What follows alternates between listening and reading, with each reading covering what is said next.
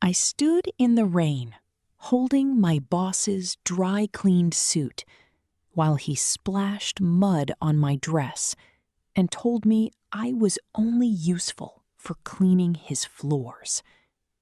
He didn't know that in exactly 3 years, he would be the one standing in my lobby, begging me for a job.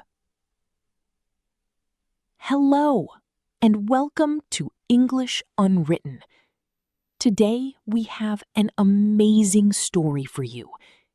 This story is slow, simple, and easy to follow English. So listen carefully and let your English improve naturally, one story at a time. My name is Elena. I am 27 years old. 3 years ago, my life was very different. I worked as a junior assistant for a man named Mr. Whitmore. Mr. Whitmore was a very rich man. He owned a large marketing company. He wore expensive suits and drove a car that cost more than my house. But Mr. Whitmore was not a kind man. He did not look at people. He looked through them. To him, I was not a person. I was a machine that made his coffee and printed his papers. "Elena!" he would shout from his office. "My coffee is too cold. Fix it." "Elena, why are these papers not in the correct order? Are you stupid?" Every day, I felt small.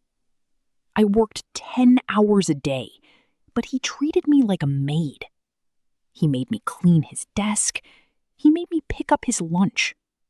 He even made me wash his car in the rain. One afternoon, I made a small mistake. I forgot to put a blue pen on his desk. He wanted a blue pen, but I gave him a black pen. Mr. Whitmore stood up. He picked up the black pen and threw it on the floor. "You are useless, Elena," he said. His voice was cold. "You have the brain of a servant. You will never be anything more than a maid in this world. Go home. You are fired." I walked out of the building in tears. I had no money. I had no job. But as I stood on the sidewalk, I remembered to focus. I looked at the tall glass building, and I made a promise to myself. "Nothing is free," I whispered, "but I will pay the price for my future." I didn't go home and cry. I went to the library. I started to study. Every night, I stayed awake until 5 a.m. I learned about marketing. I learned about business. I learned how to speak English with confidence. No one saw me studying. No one saw me working. For 2 years, I lived in a tiny room. I ate simple food. I focused on one goal: to be better than the girl with the black pen. I started a small business online. At first, it was very slow. I made only $10 in the first month. But I did not compare myself with other people. I only compared myself with the Elena who worked for Mr. Whitmore. By the end of the second year, my business was growing. I had 5 employees. By the third year, I had 50. My company, Elena Global, was becoming famous. Then I heard the news. Mr. Whitmore's company was in trouble. He had made many bad choices. He was losing money. He had to sell his building. I knew what I had to do. I called my bank. I said, "I want to buy Whitmore Marketing." The day of the meeting arrived. I wore a red suit. I wore my hair high. I walked into the same building where I used to wash the floors. The security guard didn't recognize me. The receptionist smiled and said, "Welcome, Miss Elena. The owner is waiting for you." I walked into the big office. Mr. Whitmore was sitting at the desk. He looked old. He looked tired.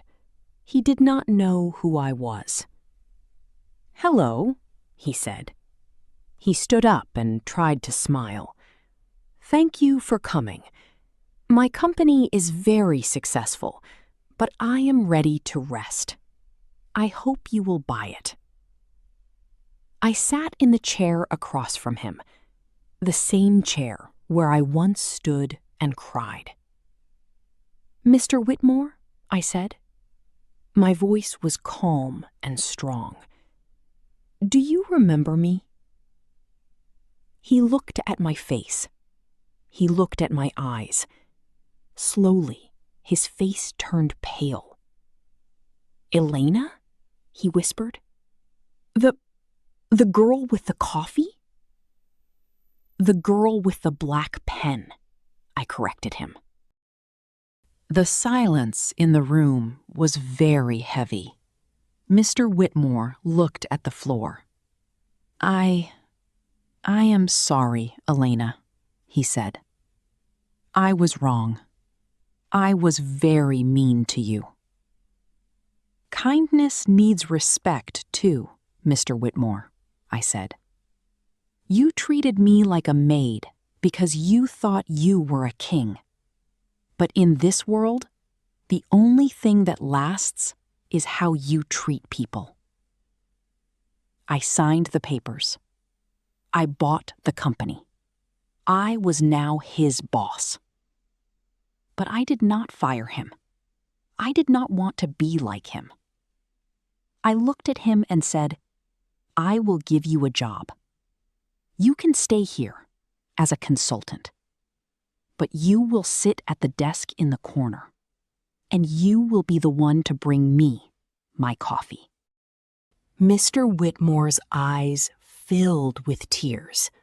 He was ashamed, but he was also grateful. He had learned a hard lesson. I walked to the window and looked at the city. I realized that my success was not about the money. It was about the journey. It was about using his insults as fuel to build a life, instead of letting them break me. I am no longer the girl in the rain. I am the woman in the red suit. I am the boss.